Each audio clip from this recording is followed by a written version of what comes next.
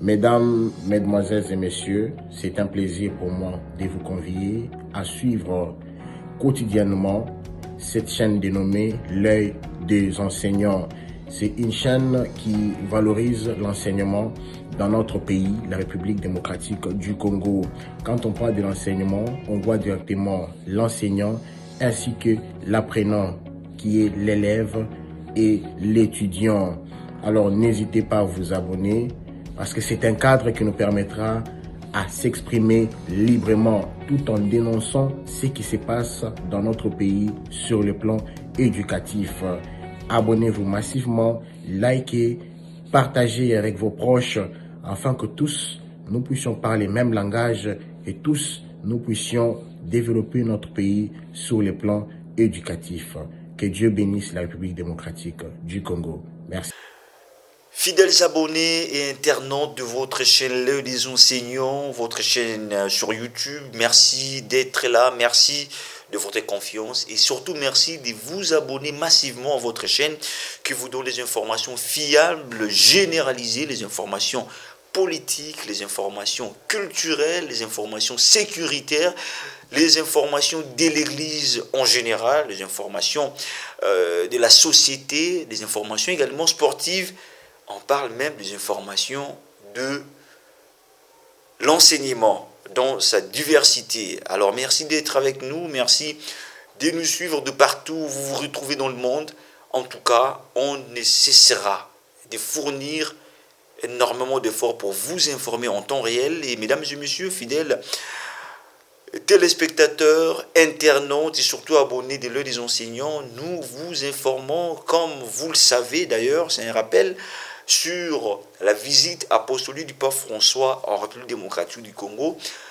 Bien sûr, ce voyage a été reporté sine die, mais le message de réconfort s'est multiplié, en commençant par lui-même, le pape François, qui a demandé pardon au peuple congolais, et puis suivi du message du nonce apostolique, et puis de la Cinco, mais aussi du président de la commission d'accueil ou des préparatifs de l'accueil du pape François en RDC, Monseigneur Carlos Ndaka l'a également dit.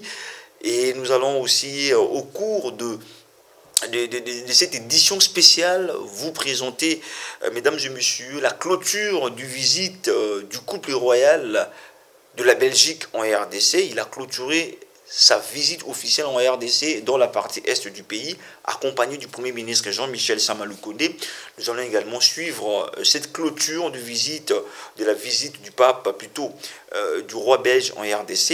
Et puis nous allons clôturer avec cette interview exclusive nous a accordé le député provincial Peter Kazadi de l'UDPS, qui nous a confirmé, mesdames et messieurs, de cette information que la République démocratique du Congo vient de perdre le contrôle de l'un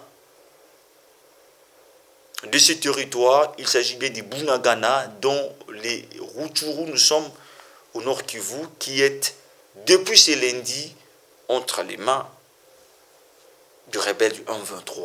Et la confirmation, vous allez également suivre tout au long de cette édition spéciale. Alors, mesdames et messieurs, nous allons commencer avec le message du nonce apostolique qui présente ses sincères pardons, c'est-à-dire les pardons de sa sainteté, les papes, par rapport non seulement au report de son voyage, mais également pardon parce que beaucoup de Congolais, chrétiens catholiques ou non chrétiens catholiques, attendaient impatiemment le pape François en RDC, un voyage apostolique qui allait booster certainement les choses. Malheureusement, c'était reporté sine die, et le nonce apostolique a présenté vraiment ses pardons au nom du pape François, mais également il a demandé aux Congolais de ne pas désespérer, parce que d'ailleurs le pape François va dire une messe en direct du Vatican à l'honneur des Congolais, pour prier pour les Congolais, pour montrer son attachement aux Congolais à ces voyages qu'il finirait par effectuer en RDC. Et le pape François va dire cette messe pour implorer la présence de Dieu dans notre pays, mais également pour que Dieu fasse de son mieux, de sorte que son arrivée en RDC soit facilitée, que son état de santé s'améliore. Et voilà le message du nonce apostolique qui annonce également qu'une messe serait également dite à la date où le pape François devrait dire la messe ici en République démocratique du Congo. Et ce même message a été aussi relayé par la SENCO. Mais tout d'abord, nous allons commencer avec le message du nonce apostolique et puis nous allons poursuivre avec le message de la SENCO. Suivons le nonce apostolique, Monseigneur Ettore Balestrero, dans cet élément. Chers amis congolais, en tant que représentant du pape François en RD Congo, je voudrais partager avec vous ce que lui-même a dit ce matin, lundi 13 juin, en recevant un groupe de missionnaires d'Afrique à Rome. Le pape François a d'abord tenu à répéter ses regrets pour le report de son voyage en RD Congo. Et il a dit, en effet, à mon âge, il n'est pas facile de partir en mission. Mais vos prières et votre exemple me soutiennent, me donnent du courage. Et je suis confiant que je pourrai rendre visite à votre peuple que je porte déjà dans mon cœur. Et par ailleurs, il a annoncé que le dimanche 3 juillet, jour où il devait célébrer la messe à Kinshasa, une messe sera présidée à Saint-Pierre, à Rome. Il a dit, nous emmènerons Kinshasa à Saint-Pierre. Et là, nous célébrerons avec tous les Congolais romains qui sont nombreux. Donc, accompagnons le pape, préparons cette célébration, prions pour lui, prions pour la RD Congo et prions pour l'Église en RD Congo qui se prépare à recevoir la visite du pape. Et voilà, la SENCO, la Commission épiscopale nationale du Congo, a aussi fait son message par le biais de son secrétaire général, Monseigneur Donatien Chollet, qui annonce une messe le 3 juillet prochain à l'aérodrome d'Indolo, où le pape François allait dire la messe. S'il était en démocratie du Congo, question de mettre les Congolais en harmonie spirituelle, parce que ce voyage, cette visite apostolique du pape François en RDC n'est pas du tout annulée, mais c'est plutôt reporté. Et les raisons, mesdames et messieurs, vous l'avez suivi dans notre édition spéciale passée, c'était pour des raisons médicales que le pape François a reporté son voyage en RDC. Nous allons suivre le message de la SENCO à travers Monseigneur Donatien Chollet. Message d'encouragement de la Conférence épiscopale nationale du Congo SENCO à l'occasion du report de la visite apostolique du Saint-Père, le pape François. Aux fidèles catholiques et aux femmes et hommes de bonne volonté, demeurons sereins dans l'espérance et fidèles dans la prière. Romains 12, 12. Chers frères et sœurs, l'annonce le vendredi 10 juin 2022 du report de la visite apostolique du Saint-Père, le pape François chez nous à RD Congo, initialement prévue du 2 au 5 juillet, nous est tombée comme un coup de foudre alors que nous étions en plein préparatif de ces rendez-vous historiques pour notre pays. Nous avons enregistré plusieurs réactions de regret exprimant la peine de savoir que le pape est souffrant. Certainement, toutes ces réactions constituent l'expression du grand amour que nous portons pour notre Père spirituel, le successeur de Pierre, qui a toujours eu une attention soutenue sur notre pays. Une fois de plus, Il a encore démontré ce dimanche 12 juin 2022 pendant l'Angélus en disant combien il est lui aussi peiné par ces reports et qu'il tient à venir dès que possible. Il nous demande de lui pardonner pour le désagrément causé et nous invite à nous associer à sa prière pour que Dieu lui fasse grâce de la guérison et que cette visite se réalise dans le meilleur délai. C'est pourquoi nous, vos pères spirituels, vous invitons à maintenir l'élan de prière commencé pour que cette visite apostolique se déroule dans les meilleures conditions. De façon particulière, nous vous convions tous à participer le dimanche 3 juillet 2022, où nous étions censés être avec le pape à la messe qui sera organisée dans chaque diocèse de la RD Congo pour la paix et la réconciliation dans notre pays et pour invoquer la grâce divine sur la santé du souverain pontife. Nous vous recommandons de demeurer serein dans l'espérance, d'être patient malgré le désagrément du report de la visite papale et de rester fidèle dans la prière, car rien n'est impossible à Dieu.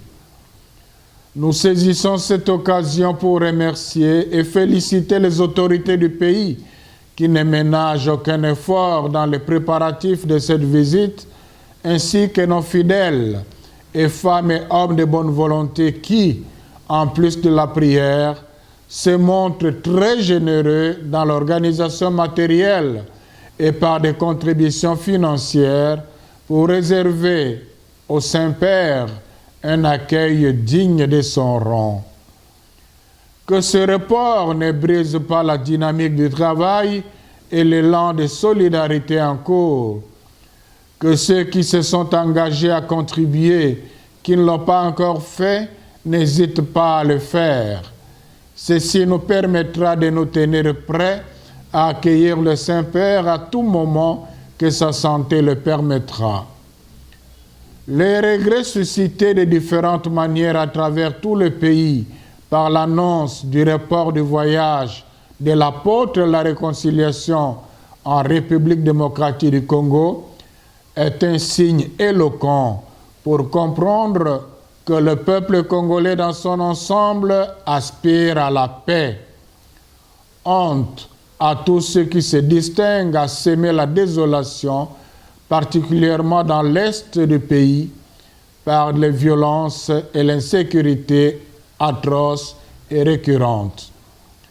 Nous leur demandons de revêtir le sens de l'humanité et du respect de la vie, qu'ils mettent définitivement fin à la guerre.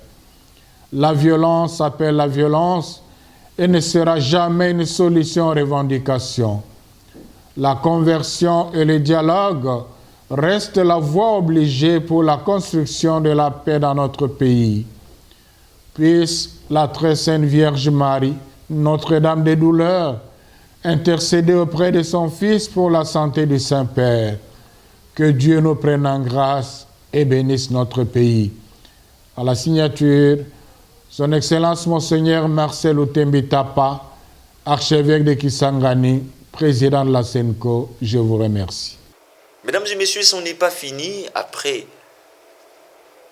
Monseigneur Donatien Cholet, il y a également un message. D'ailleurs, c'était au cours d'une interview exclusive qui nous a été accordée par Monseigneur Carlos Ndaka, qui est désormais le vicaire général de l'archidiocèse de Kinshasa, mais il est également président de la commission d'accueil du pape François en République démocratique du Congo. Donc c'est lui qui préparait tout.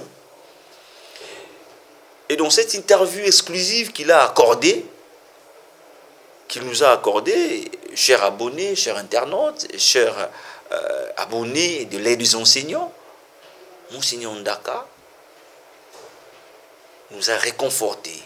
Monseigneur Ndaka a demandé à tous les Congolais, à tous les chrétiens, de tous les bords, de toutes les confessions religieuses qui attendaient impatiemment le pape François en RDC, de ne pas désespérer Parce que, comme l'a dit l'énonce apostolique, c'est un voyage reporté et non annulé, donc ne désespérons pas. Restons optimistes que le pape François sera avec nous. Il a même dit peut-être après une semaine de la date qui était annoncée pour sa venue, peut-être après 2 semaines, cela dépendra justement de l'évolution de son état de santé. Mais il a également demandé aux chrétiens de prier pour les papes. Et comme l'a fait d'ailleurs le pape François, il a demandé pardon, il a prié pour nous de la RDC. Et voilà, cette interview exclusive nous a été accordée par Monseigneur Carlos Ndaka, qui également remercié Dieu et reconnaît ces valeurs reconnues par le cardinal, son éminence Fridolin Ambongo Bisungu, qui lui a donné de nouvelles fonctions.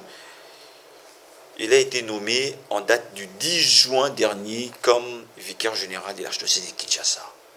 Nous allons suivre Monseigneur Carlos Ndaka et puis revenir avec d'autres questions d'actualité. Je rends grâce au Seigneur parce que cette nomination manifeste clairement la confiance du Tata Cardinal en ma pauvre personne.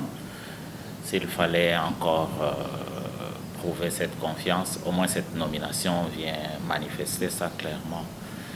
J'accueille ça avec beaucoup d'humilité, beaucoup de simplicité. Comme j'avais dit au début, quand j'étais nommé évêque, je prends tout cela comme un don de la grâce du Seigneur. C'est le Seigneur qui m'appelle, c'est lui qui, à travers Tata Cardinal, continue à manifester sa confiance en ma pauvre personne. Et je rends grâce au Seigneur pour cela. Et je remets tout cela aussi au Seigneur à travers ma prière, la prière de toutes les personnes qui, d'une façon ou d'une autre, ont voulu m'envoyer des messages d'encouragement et de félicitations. Je prends ça comme un service. Ce n'est pas un titre de gloire, c'est un service à l'Église. Tata Cardinal doit avoir senti les besoins, surtout de l'Église diocésaine, du peuple de Dieu ici à Kinshasa. Et c'est pour cela qu'il, en toute confiance, il m'a donné cette responsabilité. Donc je demande à tous ceux qui ont pensé m'envoyer des messages d'encouragement de convertir leurs vœux et souhaits en prière de chaque jour afin que le Seigneur m'aide à rendre les services que l'Église diocésaine de Kinshasa attend de moi. Excellence, vous les considérez comme un service de l'Église? Bien sûr que oui, mais ce sont quand même des lots de responsabilité. Comment comptez-vous s'y prendre? Le Seigneur ne donne pas une charge sans nous en donner la grâce. Donc, comme c'est un ministère de Dieu, un ministère de l'Église, je compte sur la grâce du Seigneur. C'est le Seigneur qui m'appelle, c'est le Seigneur qui me confie cette responsabilité. Je suis convaincu qu'il m'en donnera la grâce. Et voilà pourquoi j'en appelle au soutien de tous à travers la prière. Excellence, comment appréciez-vous le travail de votre prédécesseur, Monseigneur Edouard Kissonga, qui venait récemment d'être appelé à l'éméritat? Si je peux dire un mot, c'est un sage. Et j'ai eu la grâce de pouvoir le côtoyer pendant quelques mois avant sa rénonciation canonique. C'est un sage. C'est quelqu'un qui, avec l'âge, a acquis beaucoup de qualités. C'est la sagesse, il respirait, j'allais dire, la sagesse. Et donc, quand vous avez en face quelqu'un de sage, tout est dit. Donc, j'ai beaucoup d'admiration pour Monseigneur Édouard, mon prédécesseur dans cet office de vicaire général de l'archidiocèse de Kinshasa. Et je rends grâce au Seigneur que Monseigneur Édouard soit juste ici à côté. Et donc, je peux aller encore puiser à la source de sa sagesse. Excellence, c'est presque le dernier sujet que nous allons aborder, c'est les rapports du voyage apostolique du pape François en Afrique, précisément en RDC ou au Soudan. Ici en RDC, vous êtes le président de la commission qui préparait son accueil Dans quel état d'esprit avez-vous appris cette nouvelle du report? Bon, comme l'a dit Tata Cardinal, parce que vous l'avez déjà interviewé, ça nous avait choqué lorsque nous avons appris, ça nous avait attristé profondément. Mais c'est un peu comme ce que j'ai dit hier en célébrant la messe à la paroisse Saint-Antoine de Padoue, messe de confirmation. Je disais, mais ça arrive dans nos familles, c'est simple à expliquer. Dans nos familles, il nous arrive à organiser, à programmer des choses avec papa, maman. Par exemple, vous programmez une fête au mois de juillet, papa et maman sont bien enthousiastes, ils sont bien lancés à vous aider, à préparer la fête au niveau de la famille. Et puis du jour au lendemain, papa tombe malade. Il s'agit ici d'un problème de santé, personne ne l'a prévu, personne ne l'a voulu, mais le problème est là, ben vous accueillez. Et comme dans nos familles, bon, si ce problème arrive, ça vous fait mal sur les champs quand vous voyez que, bon, la maladie de papa vient en fait interrompre un tout petit peu les programmes que vous avez, mais vous vous accueillez, tout est grâce, dit-on. Et donc, bon, nous voyons que le papa a besoin de prendre ce temps pour se faire soigner. Et le communiqué était assez clair, c'est un report, ce n'est pas une annulation. Et donc, cela nous redonne de l'espoir. Donc, après avoir subi les chocs là, de l'annonce du report, mais au moins, comme c'est un report, nous savons que le voyage apostolique n'est pas annulé. Donc, ce n'est qu'une partie remise, comme on dit. Et hier à midi, en priant ensemble avec le Saint-Père l'Angélus, à la fin de l'Angélus, nous avons vraiment apprécié et nous avons rendu grâce au Seigneur que le Saint-Père lui-même puisse prendre la parole. Il a dit beaucoup de choses, c'était émouvant. D'abord, il a demandé pardon. Vous voyez, le Saint-Père qui nous demande pardon parce que, indépendamment de sa bonne volonté, il a annulé le voyage pour des raisons de santé. Ça nous a pratiquement ému beaucoup, hein, et nous avons remercié le Seigneur. Et ensuite, il s'est adressé à nous tous, hein, peuple congolais, aux autorités de la République, pour dire que ce voyage, il tient à venir au Congo. Et donc, ce message qu'il nous avait lancé hier nous rassure davantage. Voilà pourquoi, au niveau des préparatifs, nous n'avons pas baissé les mains. Au contraire, les préparatifs continuent. Nous allons continuer à travailler. Nos commissions, bon, vont travailler encore.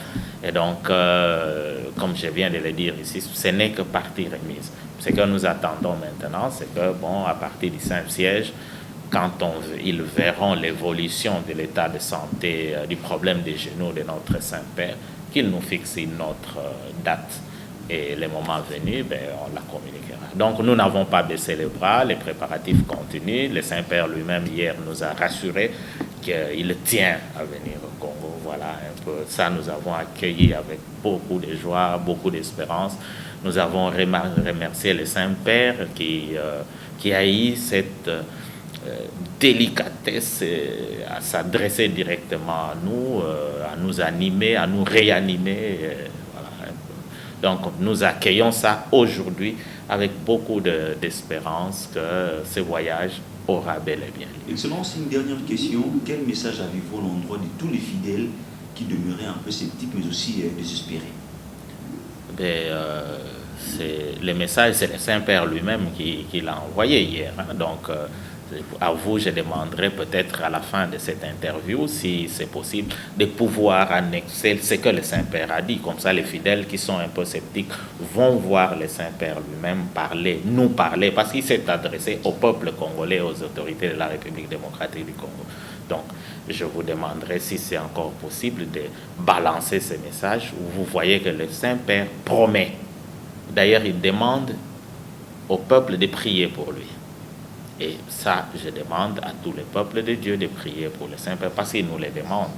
Prions pour lui. Il a dit qu'avec l'aide du Seigneur et des médecins, qu'il sorte vite de cette situation et qu'il puisse vite nous arriver. Ça, c'est donc que ceux qui sont sceptiques écoutent ces messages. Il n'y a vraiment pas de raison pour être sceptique. Il n'y en a pas, parce que c'est lui qui a des problèmes de genoux. Lui-même nous rassure. Il nous dit qu'il veut venir.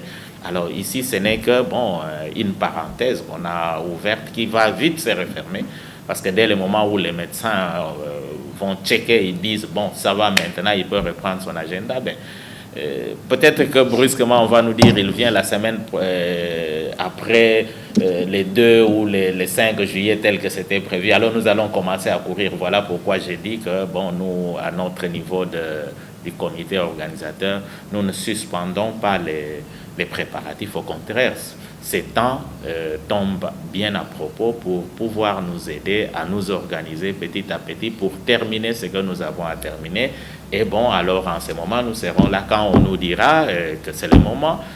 Ce sera seulement pour mettre la dernière touche et passer la dernière main sur ce qui doit être fait. Et puis voilà, nous serons encore à même de bien accueillir les Saints-Pères plutôt que comme nous allions le faire peut-être que dans la précipitation avec des choses, voilà un peu. Mesdames et messieurs, nous allons clôturer ces chapitres de l'Église pour parler de la visite. Comme vous le savez, les couples royaux belges étaient en RDC du 7 au 13 juin et il a fini sa visite officielle dans la partie Est où il était accompagné par le Premier ministre Jean-Michel Sama Lukonde. Vous savez, la visite du roi belge en RDC a été différemment commentée dans l'opinion publique. Et d'ailleurs, dans les jours à venir, vous aurez à suivre des émissions, des débats contradictoires dans votre, bien sûr, chaîne L'œil des enseignants, où vous verrez les acteurs politiques de tous les bords seront ici avec nous pour parler en long et en large de la visite du roi Philippe en RDC, mais nous allons suivre justement cet élément de la clôture de sa visite en RDC où il était accompagné par le Premier ministre Jean-Michel Sama Lukonde, accompagné du ministre et porte-parole du gouvernement Patrick Mouyaya et quelques membres du gouvernement. Nous allons suivre justement la clôture de cette visite et puis nous allons revenir pour terminer avec notre dernier sujet et qui est en rapport avec la situation sécuritaire dans notre pays. Suivez et puis on se retrouve juste après. Le couple royal belge a bouclé ce dimanche 12 juin 2022 sa visite officielle en République démocratique du Congo par la ville de Bukavu, chef-lieu de la province du Sud Kivu. C'est après les étapes de Kinshasa et de Lubumbashi. Représentant personnel du président de la République, Félix Antoine Tshisekedi Tshilombo, le premier ministre Sama Lukonde, qui a accompagné le couple royal belge à Lubumbashi et à Bukavu, s'est dit satisfait de l'aboutissement heureux de cette importante visite qui marque un nouveau départ dans la coopération entre la RDC et la Belgique. D'abord, nous voulons revenir sur cette invitation lancée par Son Excellence Monsieur le Président de la République, à Sa Majesté le Roi des Belges, qui a promptement accepté. Et c'était la matérialisation pendant ce séjour qui a commencé depuis le 8 à Kinshasa. Tout le monde a vu toutes les étapes par lesquelles nous sommes passés. Bien sûr, visite qui s'est inscrite dans le cadre de la coopération, dans le cadre de la culture, mais surtout dans le cadre de la jeunesse et de la femme. Et toutes ces couches ont été touchées dans des messages, non seulement en ce qui concerne le volet culturel avec cette remise symbolique de ce masque en guise de bonne foi par rapport au rapatriement de notre patrimoine culturel qui se trouve en Belgique. Et puis, par la suite, ces décorations que nous avons vues pour marquer toute la coopération militaire que nous avons connue par le passé et s'inscrire dans l'avenir et revenir sur l'amitié, bien sûr, entre la République démocratique du Congo et le Royaume de Belgique. Le Premier ministre Sama Lukonde n'a pas non plus manqué de souligner le fait que cette visite du roi des Belges s'est aussi déroulée pendant que le pays fait face à la résurgence de M23. Du Congo et le Royaume de Belgique. Alors, il faut mentionner que cette visite s'est aussi effectuée à un moment particulier où nous connaissons une remontée de violence à l'est de la République démocratique du Congo avec cette résurgence des M23, appuyée bien sûr, comme on l'a fait remarquer par le Rwanda. Et ici, ce besoin qu'il y ait une coordination de sorte que nous puissions mettre fin à ce cycle de violence. c'est important de le mentionner, parce que la symbolique, alors que nous venons ici à Bukavu, c'était le centre de Panzi, où nous voyons ces atrocités de la guerre, où nous avons des femmes violées, où nous avons des enfants sans père. Et c'était très émouvant, toutes ces rencontres que nous avons eues et ce travail qui est effectué par le docteur Mukwege. Et par la suite, bien sûr, c'était une visite par rapport au volet développement, l'agriculture. Et donc, lorsqu'on fait un parcours d'horizon, on peut voir que toutes ces visites se sont bien passées. Demain, le roi et la reine, leur majesté, vont nous quitter pour repartir au Royaume de Belgique à partir de Lubumbashi. Ce sera la dernière étape à laquelle nous les verrons. Je voudrais aussi mentionner que je remercie toute la population ici, du Sud Kivu en général et de la ville de Bukavu en particulier. Mpiki Aksanti, kwa vile mulitupokea, Aksanti sana. Le Premier ministre des Warriors a enfin remercié toute la population pour l'accueil réservé au couple royal, en particulier la population de Bukavu au Sud Kivu. Il faut noter que c'est ce lundi 13 juin 2022 que les rois Philippe et la reine Mathilde vont rentrer au Royaume de Belgique à partir de la ville de Lubumbashi. Mesdames et messieurs, nous allons maintenant achever ou toucher les derniers sujets de notre édition spéciale. Comme je l'ai annoncé dans liminaire, c'est un sujet qui fait fâcher beaucoup de Congolais, mais également qui nécessite la mobilisation générale du Congolais. Mais aussi, il faut s'y poser des questions. Pourquoi ces réalités? Je l'ai dit ici à l'annonce de notre édition spéciale que le territoire des Rutshuru vient de perdre, c'est-à-dire la gestion de certains villages des Rutshuru échappe aux forces loyalistes, aux FARDC, tels que les villages de Tchandju et Bunaganda sont désormais entre les mains des rebelles du M23. Mesdames et messieurs, chers téléspectateurs de l'heure des enseignants, cette information nous est confirmée également au cours d'une interview exclusive que le député provincial Peter Kazadi, de l'UDPS, nous a accordée. Il nous a confirmé cette information et il en a plutôt profité pour lancer un message très fort au peuple congolais de se mobiliser pour bouter dehors l'ennemi de la RDC qui est le Rwanda, et le Rwanda reste le seul soutien du M23, l'a confirmé le député Peter Kazadi. Et dans son message, il lance un appel de mobilisation à tous les Congolais pour bouter dehors cet ennemi de la paix, du développement, de l'excellence de la RDC. Suivez l'honorable Peter Kazadi, et puis on se retrouve justement après pour terminer notre édition spéciale. Je pense que nous devons appeler les choses telles qu'elles se présentent sur le terrain. Ce matin, effectivement, Bunagana est occupé par les forces rwandaises. Il ne faut pas parler du M23 puisque le M23 n'existe pas. C'est une création du Rwanda, une sorte de paravent.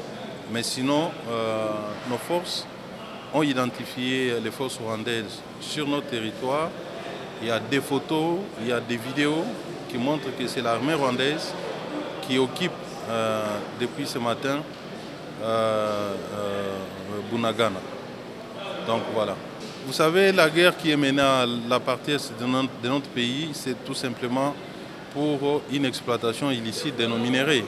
Il y a beaucoup de forces négatives, des multinationales qui ont des intérêts pour exploiter effectivement nos richesses de manière illégale. Et c'est le Rwanda qui est leur main agissante. Ici, j'en appelle au peuple congolais de comprendre que nous n'avons aucun problème avec le peuple rwandais.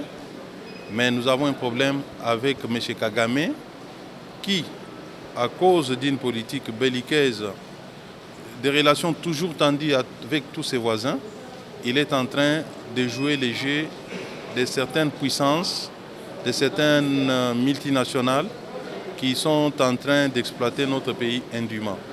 Et il arrivera un jour où nous mettrons fin à cette aventure de Kagame. Mais nous devons nous préparer, nous devons aiguiser nos armes, nous devons nous mobiliser tous comme un seul homme. C'est une cause nationale. Nous, ici à Kinshasa, il y en a qui pensent que ça ne se passe que là-bas, ici, ça ne se passera pas. Dans ces velléités expansionnistes, M. Kagame vise à renverser les institutions de la République afin de mettre en place un pouvoir qui lui est tout dévoué, voyez-vous. Et ça sera une seconde colonisation. Et cette fois-ci, non plus par les colons blancs, mais par M. Kagame. Il nous revient à nous Congolais de nous lever comme un seul homme, de nous mobiliser pour faire face à cette agression rwandaise et bouter l'ennemi dehors. Mesdames et messieurs, par ici, nous clôturons cette édition spéciale tout en vous annonçant d'autres sujets d'actualité.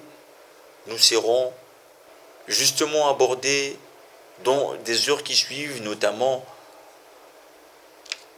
les listes fictives que nous venons de dénicher à l'Université pédagogique nationale, UPN, des listes fictives des agents. Nous allons entrer en contact avec les recteurs de cette institution universitaire pour en savoir plus, parce que nous, on arrive sur terrain et nous, on vous amène les informations à la source, les informations fiables. Mesdames et messieurs, beaucoup de questions d'actualité, nous allons justement les traiter avec objectivité et rassurez-vous que vous aurez les informations fiables, avec les traitements fiables, avec les personnes impliquées et concernées, parce que vous êtes dans l'aide des enseignants où vous avez les informations objectives, fiables, sans complaisance. Merci et à bientôt. Mesdames, Mesdemoiselles et Messieurs, c'est un plaisir pour moi de vous convier à suivre quotidiennement cette chaîne dénommée L'œil des enseignants. C'est une chaîne qui valorise l'enseignement dans notre pays, la République démocratique du Congo. Quand on parle de l'enseignement, on voit directement l'enseignant ainsi que l'apprenant qui est l'élève et l'étudiant. Alors n'hésitez pas à vous abonner parce que c'est un cadre qui nous permettra à s'exprimer librement tout en dénonçant ce qui se passe dans notre pays sur le plan éducatif. Abonnez-vous massivement, likez, partagez avec vos proches afin que tous nous puissions parler le même langage et tous nous puissions développer notre pays sur le plan éducatif. Que Dieu bénisse la République démocratique du Congo.